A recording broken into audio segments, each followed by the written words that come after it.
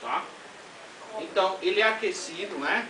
Utilizando ainda lenha, ó. Isso aí é a vapor. O sistema vai começar a ferver. Quando chegar próximo de 78 graus Celsius, tá? Começa a subir a primeira, passar do estado líquido para o estado gasoso, a primeira remessa da cachaça, do aguardente, tá? E por que 78 graus Celsius? Porque 78 graus Celsius é a temperatura de ponto de ebulição do álcool, tá? E ponto de ebulição de outras substâncias. A aguardente não só tem a cachaça, tem a água, algumas moléculas de água começam a surgir, tem também os aldeídos, tá? Depois eu vou mostrar a composição química para vocês da cachaça, uma análise completa dela, tá? Tem aldeídos, tem alguns ésteres que dão sabor, tá? Os ésteres são conhecidos pelos sabores, tá? Então, ó, esse aqui é todo de cobre, né?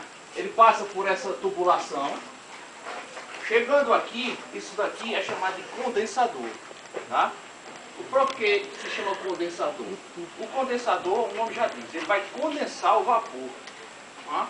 Então isso aqui são equivalentes àqueles tanques de água, está cheio de água, e em volta você vai ter essa tubulação de cobre em forma de, como se fosse uma mola, tá certo?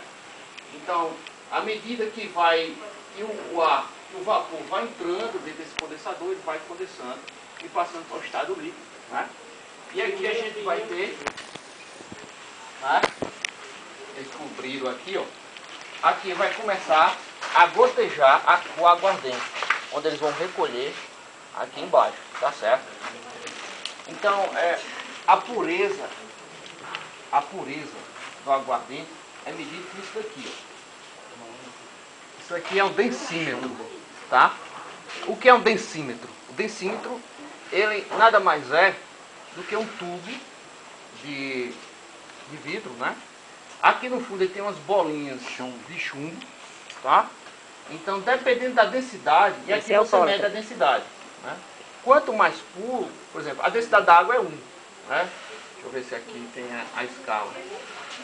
1 gay louça aqui, tá? Eu já vi muitos gays, Quem é gay louça aqui? Foi um químico, tá? Que ele estudou a densidade dos líquidos, certo?